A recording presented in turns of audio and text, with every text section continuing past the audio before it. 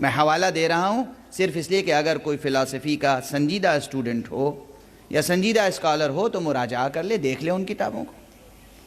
ایک اصول یہ کہ روح بغیر بدن نہیں رہتی، دوسرا اصول یہ کہ عالم بالا سے عالم پائین میں آنا آسان ہے، عالم پائین سے عالم بالا میں جانا مشکل تو ہے، مگر مدار صرف اذن ہے۔ اگر اذن ہو تو ہم بھی جا سکتے ہیں۔ اذن واقعات ہیں، معجزات ہیں، کرامات ہیں۔ اذن ہو تو ہم جا سکتے ہیں کسی حد تک، لیکن اس شخصیت کے بارے میں اب کہاں مقام شک و شبہے کا رہے گا جہاں مسئلہ اذن کا نہیں دعوت کا ہے۔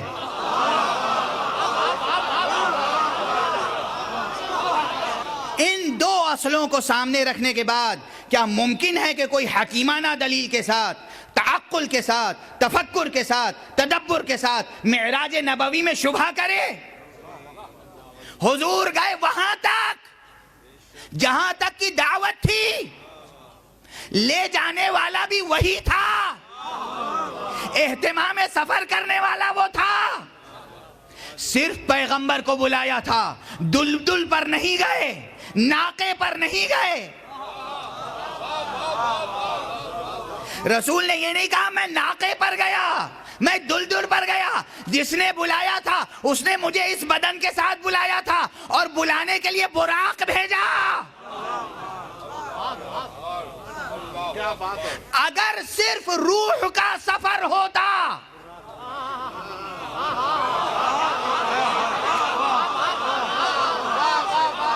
تو روح ایک ایبسٹریکٹ ریئلٹی ہے، روح حقیقت مجردہ ہے، روح کو سواری درکار نہیں ہے،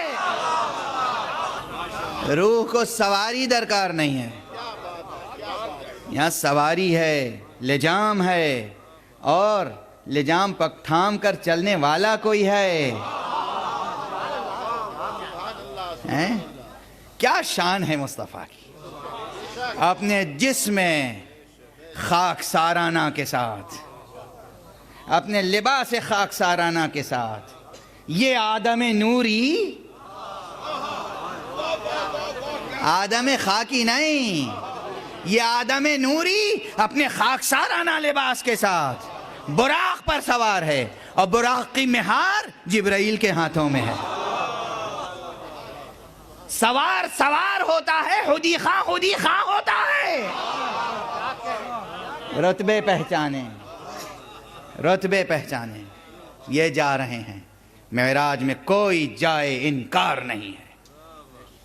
اور اب گفتگو کو ایک قدم آگے بڑھاتا ہوں۔ میں نے کراچی میں 2-3 مقامات پر عرض کیا مگر تفصیل نہیں پڑھ سکا۔ جو لوگ اعتراض کرتے ہیں کہ روحانی معراج تھی یا جسمانی، اور جسمانی معراج میں انہیں تأمل ہوتا ہے، شک ہوتا ہے، شبہ ہوتا ہے، میں مزید دلائل کے طور پر عرض کرتا ہوں کہ خود اسی آیت معراج میں 8 دلیلیں ہیں، ایک نہیں 8 دلیلیں ہیں کہ معراج محمد معراج جسمانی تھی۔ صلوات پڑھیں محمد و آل محمد۔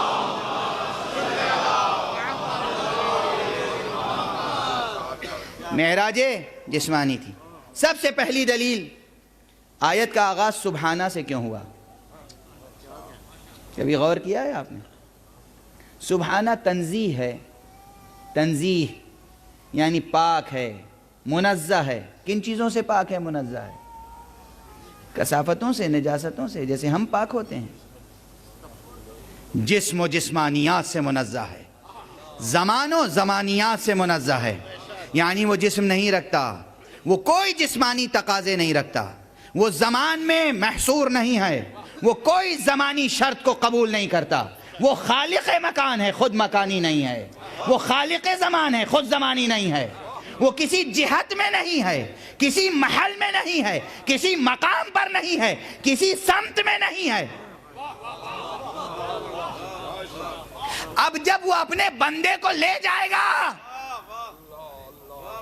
تو ممکن ہے ذہن بشری یہ سوچنے لگے ممکن ہے یہ سوچنے لگے کہ آخر اگر خدا ہر جگہ موجود ہوتا تو یہیں اپنی رازدارانہ باتیں کیوں نہ کر لیتا؟ ایک خاص مقام پر، ایک خاص بلندی پر، ایک خاص سمت میں، ایک خاص بعد میں، ایک خاص ڈائمنشن میں، ایک خاص سمت میں لے جانے کا مقصد یہ ہے، ایک خاص وقت میں لے جانے کا مقصد یہ ہے کہ اللہ بھی زمانی اور مکانی ہے۔ چونکہ یہ شبہہ پیدا ہو سکتا تھا، اس لیے گفتگو تنزیہ سے شروع کی۔ پاک ہے وہ ذات، منزہ ہے وہ ذات، غیر زمانی ہے وہ، غیر مکانی ہے وہ، جو اپنے بندے کو مکانی و زمانی ہونے کے باوجود لے گیا۔ یہ لفظ سبحانہ کا استعمال خود ذہن بشری کو آمادہ کرتا ہے کہ سمجھو حقیقت معراج کو۔ یہ زمانی ہے، یہ مکانی ہے، یہ مکانی اور زمانی شرائط کے ساتھ معراج پر گئے۔ میں زمانی اور مکانی نہیں ہوں، لیکن یہ میرا کمال ہے، یہ میری قدرت ہے، یہ میری شان ہے۔ جب میں غیر زمانی ہوتے ہوئے زمان خلق کر سکتا ہوں، جب میں غیر مکانی ہوتے ہوئے مکان خلق کر سکتا ہوں، تو میں مکانی اور زمانی کو اپنے قریب نہیں بلا سکتا؟ سبحان الذی۔ اچھا لگا لیجئے نعرہ۔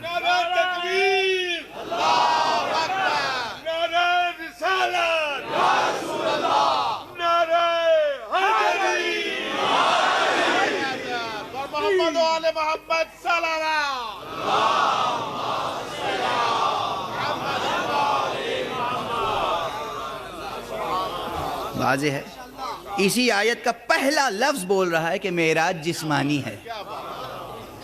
حضور جسم و جسمانیات کے ساتھ گئے، یعنی اپنے پورے وجود مقدس کے ساتھ گئے، اپنے پورے وجود مقدس کے ساتھ گئے، جسم کے ساتھ، جسمانیات کے ساتھ، جسم پر جو لباس تھا اس کے ساتھ، قدم مبارک میں جو نعلین تھی اس کے ساتھ۔ کیا شرف مصطفیٰ ہے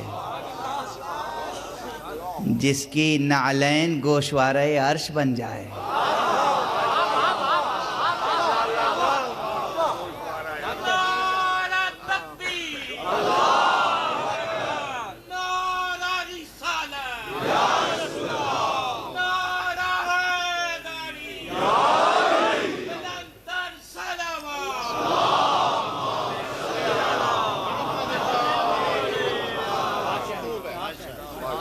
یہ پہلا لفظ ہے آیت کا۔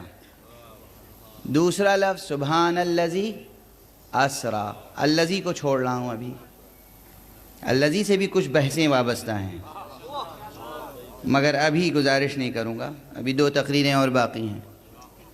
اسرا، اسرا کے معنی ہے راتوں رات سفر کرنا۔ اسرا بعبدہ، اسرا کے بعد جو ایک بے ہے، یہ ایک بے میں ایک جہان معنی پوشیدہ ہے۔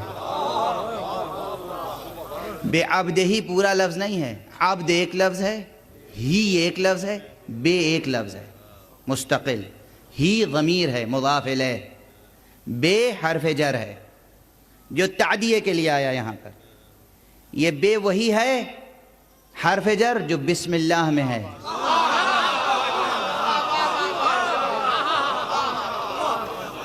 یہ بے وہی ہے، عربی گرامر کا سبق ہے یہ۔ عربی کا یہ ایک حرف بے 14 معنی کے لیے استعمال ہوتا ہے۔ نحو کی کتابیں اٹھا کے دیکھیے، ایک حرف بے میں 14 معنی سموئے ہوئے ہیں، 14 معنی ایک حرف بے میں۔ بس اب اس سے زیادہ صراحت نہیں کروں گا، لطف آپ خود لیتے رہیں، محظوظ آپ کا ذہن خود ہوگا، آپ کا قلب خود محظوظ ہوگا، ورنہ پھر مجلس جو ہے وہ عربی گرامر کی کلاس میں بدل جائے گی۔ وہاں بے وہ بھی حرف جر الگ معنی کے لیے آیا، وہ استعانت کے لیے آیا۔ یہاں بے حرف جر تعدیے کے لیے آیا۔ کیا کہنا اس ذات کا، پاک اور پاکیزہ ہے وہ ذات جو اپنے بندے کو لے گئی،